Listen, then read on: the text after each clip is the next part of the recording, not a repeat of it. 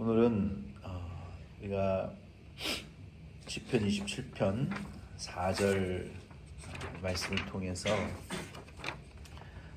하나님의 아름다우심을 바라보자 하는 제목으로 이 주제 설교를 나누려고 합니다.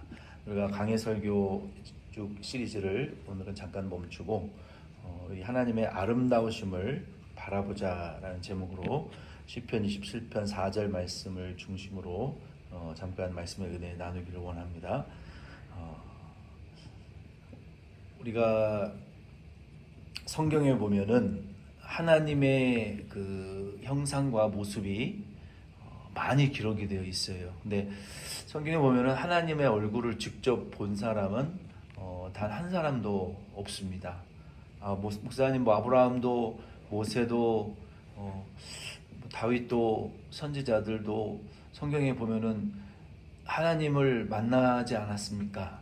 만나긴 만났어요. 근데 하나님의 얼굴을 직접 본 사람은 모세도 못 봤고 다윗도 못 봤고 아브라함도 뵙지를 못했어요. 왜냐하면 우리는 죄인이고 피조물이기 때문에 우리가 아직 부활하지 않은 상태에서 하나님을 볼 수도 없고, 마치 우리가 그 태양빛을 1초 이상 정면으로 응시할 수 없는 것처럼 우리 인간이고 죄인의 한계이기 때문에 하나님을 볼 수는 없어요. 우리가 나중에 천국 가게 되면 얼굴과 얼굴을 보게 될 텐데, 그럼에도 불구하고 성경에 보면은 하나님의 속성이 어떤지, 또 하나님의 형상이 어떤지 아주 구체적으로 묘사가 되어 있어요.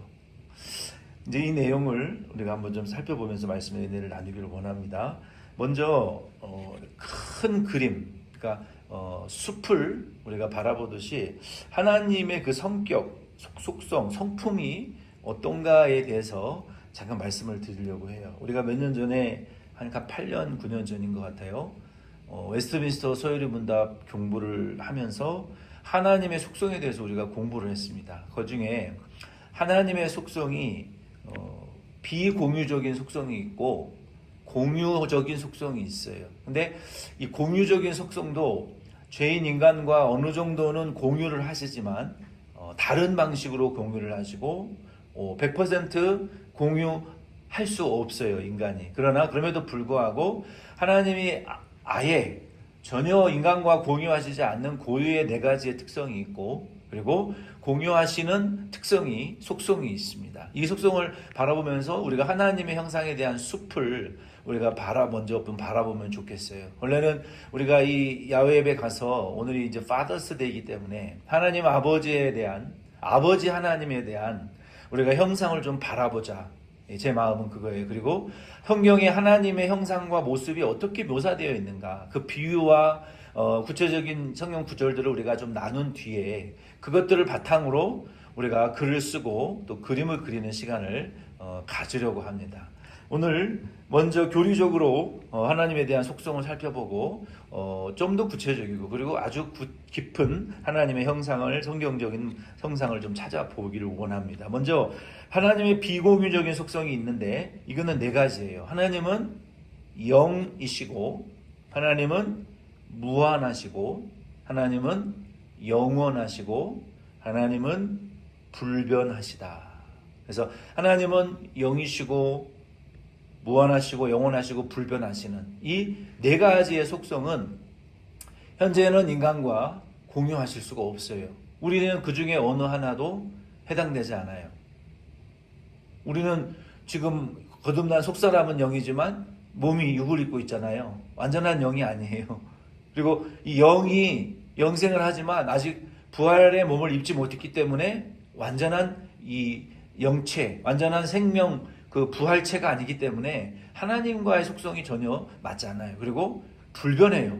그는 뭐 두말할 필요 없죠. 인간이 얼마나 이 불변하지 못하는 존재입니까? 그리고 무한하다.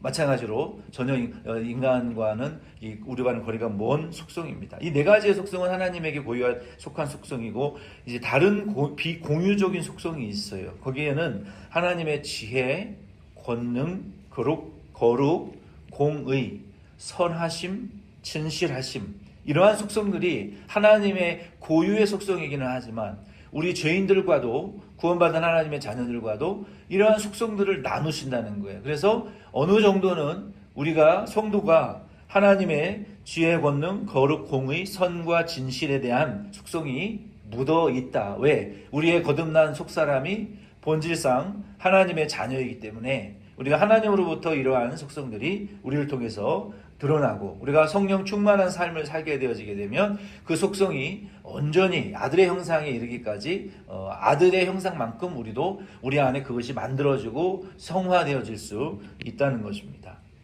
이것이 하나님에 대한 큰 그림이에요.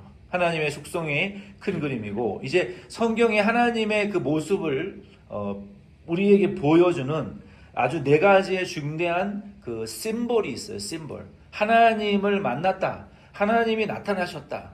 하나님을 대면했다라는 성경의 기록들을 요약해 보니까 하나님의 형상이 이 네 가지의 심볼로 상징이 되더라. 하나님 아버지가 이렇게 상징이 되더라는 거예요. 첫째는 하나님이 성경에 보면은 아름답다라고 표현했어요. 그렇죠?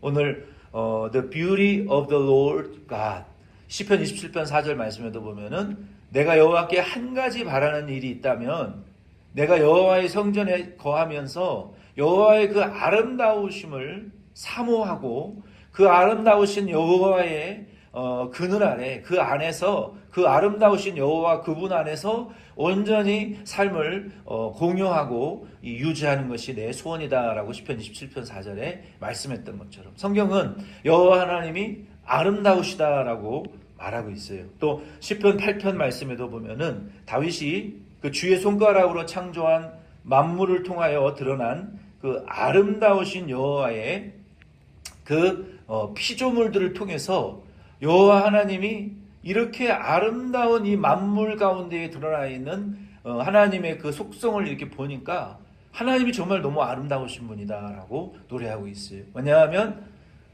인간 빼고 죄인 빼고 하나님이 피조한 모든 피조물들은 원래 자기의 목적대로 지금 다 살아가고 있어요. 그러나 가장 만물의 영장이고 하나님이 창조하신 피조물 중에 으뜸이라는 사람이 하나님을 대적하지, 하나님을 노엽게 하지, 모든 우주 만물은 지금 하나님을 영화롭게 하고 찬양하고 있어요. 우리가 아침 저녁으로 뜨는 해와 달과 풀과 꽃과 동물들과 새와 모든 아름다운 제철의 과일들을 보세요. 꽃의 종류를 보시고 자연 만물의 아름다운 형용 색깔에 형용할 수 없는 그 깊고 심오하고 이해할 수도 우리가 다다를 수도 없는 그 심의 깊은 곳까지도 보지 못하는 식물과 오류와 동물과 보이지 않는 세포 그러한 부분들까지 하나님이 창조하신 피조물 속에 얼마나 아름다운 것들이 상상하고 형용할 수 없을 만큼 이 지구 온 우주에 가득 차 있어요. 그걸 보면서 하나님은 정말 놀랍도록 경탄할 만큼 아름다우신 분이구나 라고 시편 8편은 그 여호와의 아름다우심을 만물을 통해서 찬양하고 있잖아요. 우리도 하나님을 계절이 바뀔 때 시기가 바뀔 때 우리가 계절과 시기를 통해서 어떤 분들은 기뻐하고 어떤 분들은 우울하지만 우리 성도는 계절이 바뀌고 시기가 바뀜에 따라 하나님의 섭리와 하나님의 창조의 원리가 지금 작동되어지고 있구나. 하나님의 이 창조물과 피조물 가운데 드러나 있는 아름다우신 하나님의 정교하고 아름답고 그 모든 예술가의 원조는 하나님이에요. 모든 창작의 원조는 하나님이에요. 그 하나님의 아름다우심을 우리가 느끼면서 하나님이 이렇게 아름답고 멋있는 것들을 많이 만드셨구나. 여호와 하나님은 정말 아름다우신 분이구나 라고 오늘 하루 그리고 또 우리가 야외에 나가서 예배 드리시면서 하나님의 그 아름다우심을 우리가 좀 더 깊이 깨닫고 깊이 묵상할 수 있기를 바랍니다. 그리고 두 번째는 The beauty of law, 하나님의 아름다우심이 성경이 말하고 있고, 그리고 두 번째 우리가 하나님에 대해서는 표현을 할 때 음성으로 많이 표현이 되어졌어요. 하나님의 음성. 하나님의 음성을 내가 들었다. 하나님이 주의 종 아미떼의 아들 요나에게 임하였더라.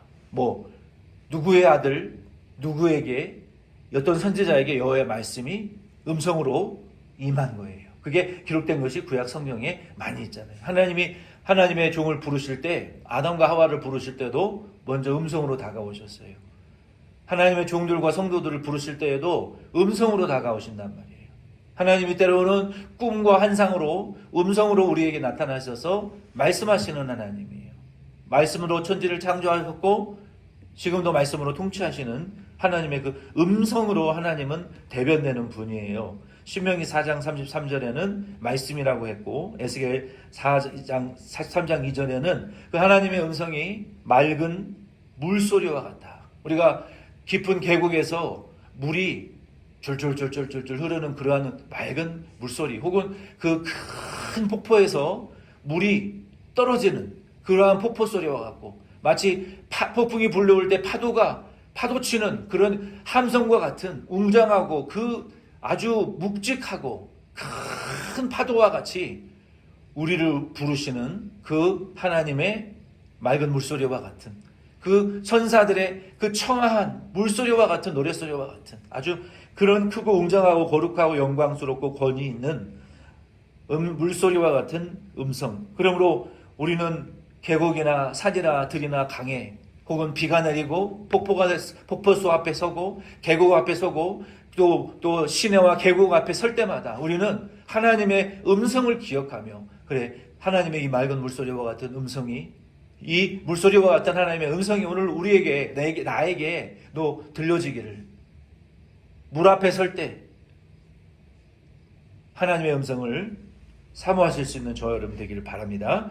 예레미야 26장 13절 말씀에 보면은 하나님의 음성으로 재앙을 내리기도 하시고 돌이키기도 하시고, 순종하는 자에게는 생명을 주시기도 하시고 축복하기도 하시고, 또 선지자를 통해서 말씀하기도 하십니다. 그리고 하나님의 음성은 때로는 죽음의 두려움과 같다. 신명기 5장 25절에. 그리고 청종하지 않으면 징계하시는 하나님이고, 예레미야 7장 28절에는 우리를 교훈하시는 하나님의 음성이라고 했어요. 그 하나님의 음성이 마치 우리를 때리는 방망이와 같고, 우리를 부서뜨리는, 우리의 껍데기를 까부르는 절구와 같고, 불방망이와 같고, 혹은 그 하나님의 말씀이 좌우의 날선 검과 같이 음성으로 우리를 교훈하시고 책망하시고 생명하시고 축복하시고 영생을 주시는 그러한 음성으로 성경이 기록이 되어 있다는 거예요. 그래서 우리가 이러한 폭포, 계곡, 맑은 물, 또 하나님이 창조하신 모든 피조물, 하나님의 그 아름다우심, 이러한 만물들 가운데 나타나 있는 하나님 아버지를 생각하며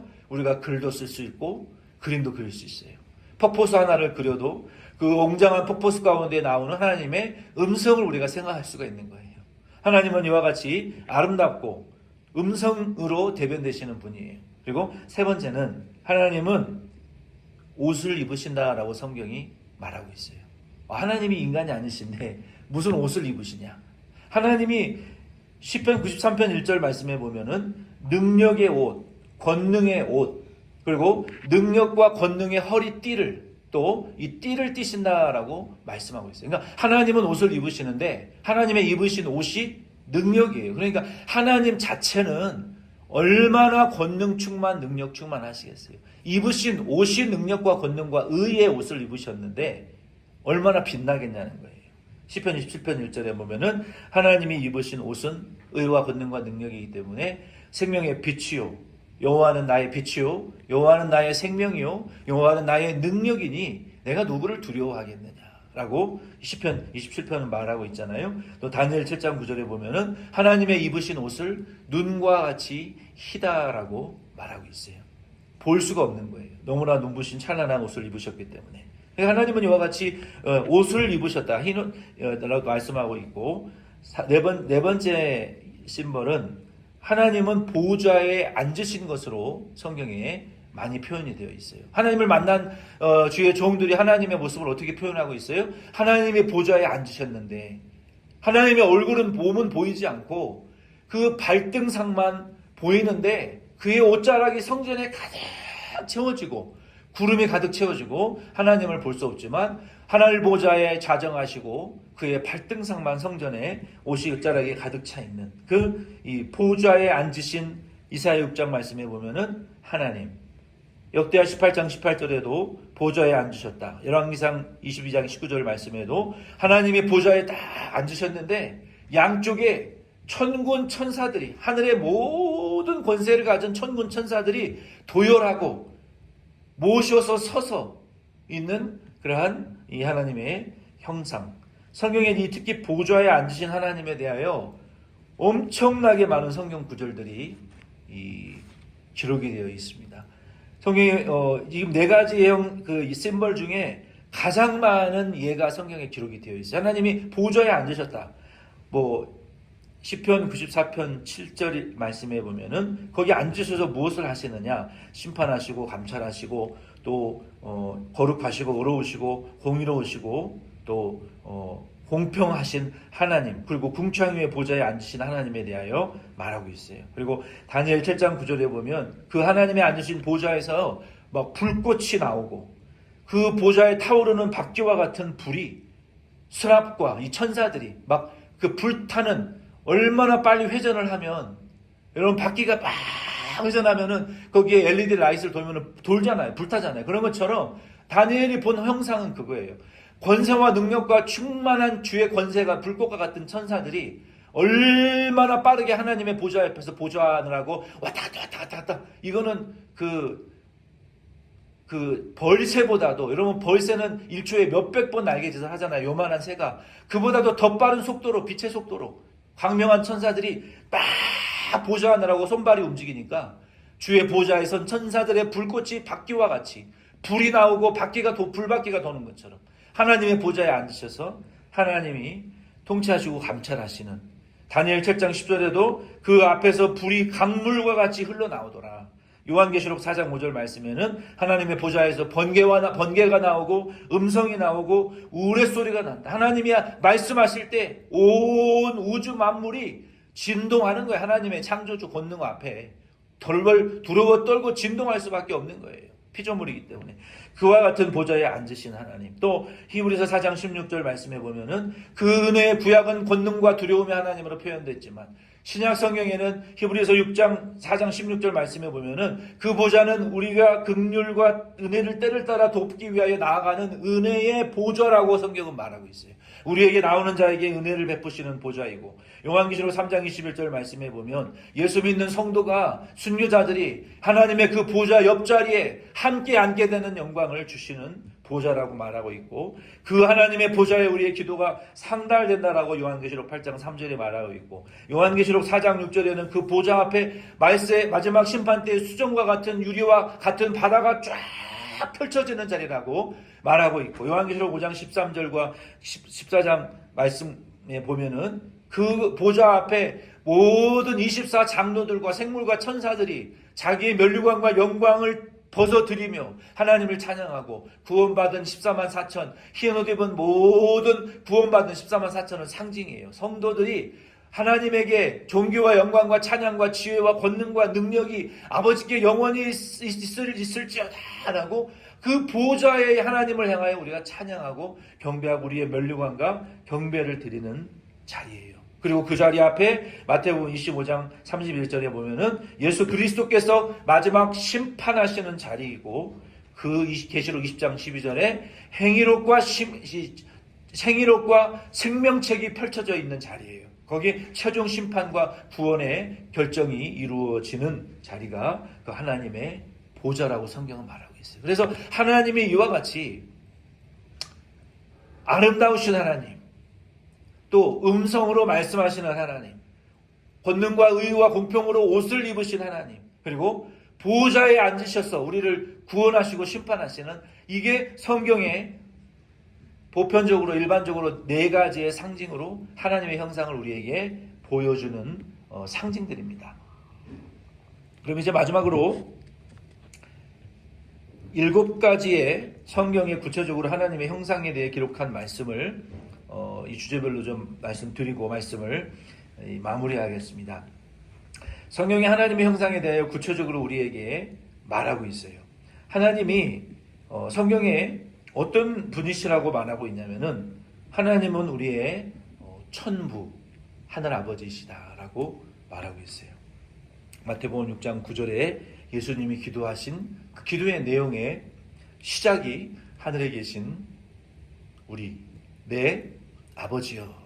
요한복음에 마태, 마가, 누가, 요한복음에 내 아버지라는 단어가 400번 이상 나오는데 300 몇 번 이상 나오는데 요한복음에 118번 이상 나오더라고요.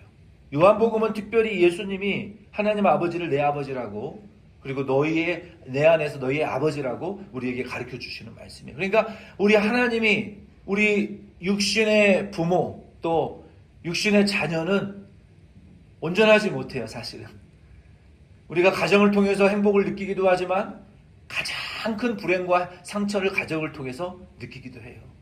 인생의 가장 큰 행복을 느낄 수도 있지만 인생의 가장 쓴 좌절을 가족을 통해서 느끼기도 해요. 특히 부모와 자녀의 관계를 통해서 큰 기쁨을 주기도 하지만 잊을 수 없는 상처를 주기도 합니다. 그러나 우리 하나님 아버지는 결코 육신의 부모와 같지 않습니다.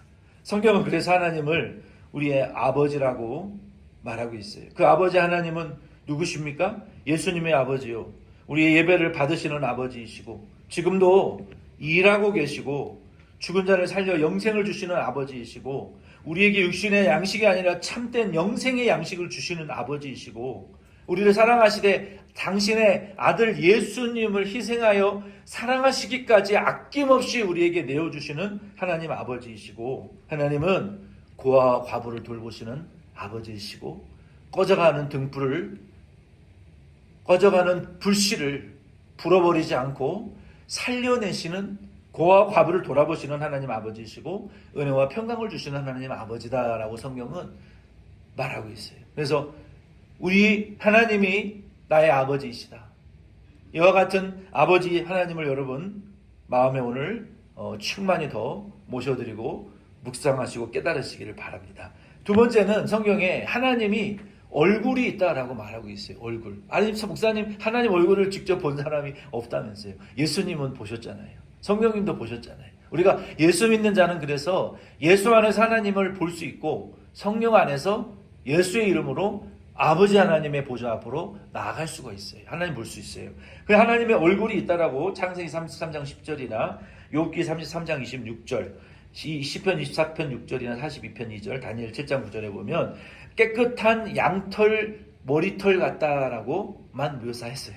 그러니까 구체적으로 묘사하지는 않았지만 깨끗한 양털과 같이 아주 윤기 있고 아름답고 정말로 영광스러운 그러한 하나님의 얼굴이 모습이 있다라는 것을 성경은 말하고 있어요. 그러면 하나님의 얼굴만 있냐? 하나님의 눈도 있다라고 성경은 말하고 있어요. 하나님의 눈이 있어요. 하나님의 눈은 어떻습니까? 하나님의 눈이 우리가 이 북미 사람들은 한국 사람들은 이 제스처 비언어적인 제스처로 잘 표현을 못해요. 근데 이 북미 사람들은 비언어적인 제스처로 표현을 많이 합니다. 눈짓, 찡그림, 머리짓, 손짓, 발짓 이걸 굉장히 많이 해요.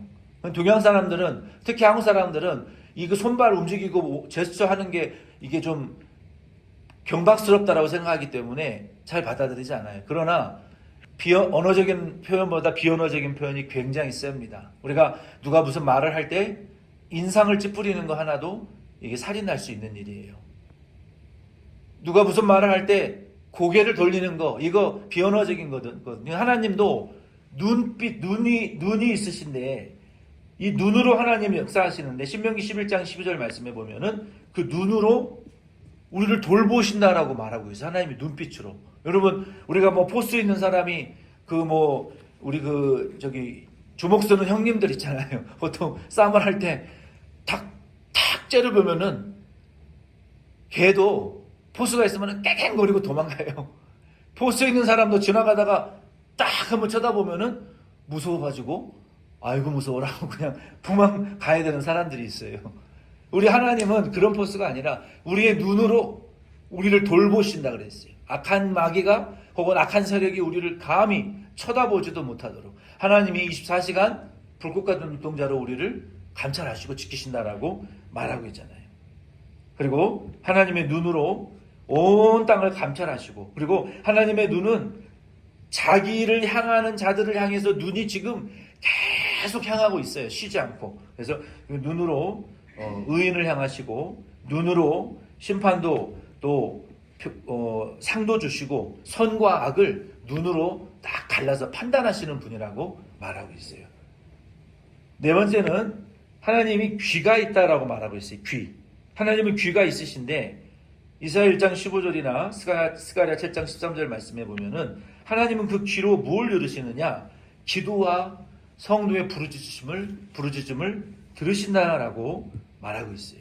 찬양도 들으시고 우리의 귀를 의롭고 겸손한 자들의 기도와 간구에 귀를 막 기울이시는 거예요. 그러니까 내가 하나님 앞에 정말 믿음으로 살려고 했는데 억울한데 아무도 나를 알아주지 않는다고 해서 억울하실 필요가 없는 게 하나님은 다른 사람을 안 들어도 그런 자의 말을 귀를 이렇게 쫑긋 세우시고 귀를 모아서 그 귀를 들으신다는 거예요. 왜? 뭐하러 들으시겠어요? 선악간에 판단하시고 상 주시려고 벌 주시려고 들으신다는 거예요. 그리고 하나님은요 팔이 있다라고 성경은 말하고 있어요. 하나님의 손과 팔이 있다라고 말하고 있어요. 하나님이 손과 팔로 뭐 하시는데요? 하나님 손과 팔로 창조하셨고 또 구원하시기도 하시고 선, 권능, 진노를 베푸시고 또 하나님의 손으로부터 기쁨을 주신다라고 전도서 2장 24절에 말하고 있고 하나님의 손으로부터 지혜의 원천이 나온다라고 말하고 있고 하나님의 손에서 누가복음 11장 20절에 하나님의 나라가 나온다. 그리고 히브리서 10장 31절에는 하나님의 손에서 구원이 나온다라고 성경은 말하고 있어요. 그러니까 하나님의 손으로부터 얼마나 좋은 것들이 많이 나오냐는 거예요. 여섯 번째는 하나님이 손가락이 있으시다라고 성경은 말하고 있어요. 하나님이 손가락으로 무엇을 하시느냐? 시편 8편 3절 말씀에 보면은 하늘, 달, 별, 모든 소와 양, 들짐승, 공중의 새, 바다의 물고기, 그리고 바닷길에 다니는 모든 만물을 창조하시는 손가락이다라는 거예요. 손가락으로 창조하시고 그리고 그 손가락으로 인간에게 너희들이 다스려라라고 위임하시는 손가락이라는 거예요. 그 만물 가운데 하나님의 지으신 모든 손가락이 들어있는 것을 여러분 오늘 하루 좀 깊이 묵상하시길 바랍니다. 일곱 번째는 하나님의 발이 있다라고 말하고 있어요. 발등상. 이 발등상 앞에서 우리가 하나님을 경배하고 또 거룩한 하나님 예배드리고 그 발등상 앞에서 하나님이 구원하시기도 하시고 심판하시기도 하시고 그리고 승리를 주시는 하나님이다라고 성경은 말하고 있어요. 우리가 오늘 이제 이 말씀을 마치면서 하나님이 이와 같이 우리 아버지이시고 얼굴이 있고 눈이 있고 또 귀가 있고 입이 있고 손발이 있고 발이 있으시고 손가락이 있으신 하나님, 완전한 인격적인 하나님이시잖아요. 그리고 그 하나님이 하시는 이 모든 구원과 심판이 만물 가운데 아름답게 빚어져 있기 때문에 오늘 이 말씀을 통해서 우리는 가정에서 혹은 오늘 야외 예배 가셔서 하나님의 그 아름다우심을 글과 시로 한번 적어보시고 또 그림으로 그려보시고 핸드폰에 나만 볼 수 있도록 문자로 또 나에게 문자를 한번 남겨서 보내보시는 것도 괜찮아요. 하나님이 우리의 육신의 아버지에 대한 생각도 하시면서 하나님의 아버지 안에 있는 육신의 아버지와 가족을 생각하시면서 그것을 향하여 여러분 스스로 믿음으로 편지도 쓰시고 또 하고 싶은 말도 하시고 또 전하고 싶은 말도 전하시고 그림도 그리셔서 전해주시고 표현하실 수 있는, 그래서 오늘 하루 하나님의 이 아름다우심을 드러내실 수 있는 저와 여러분 되기를 주의 이름으로 부탁드립니다.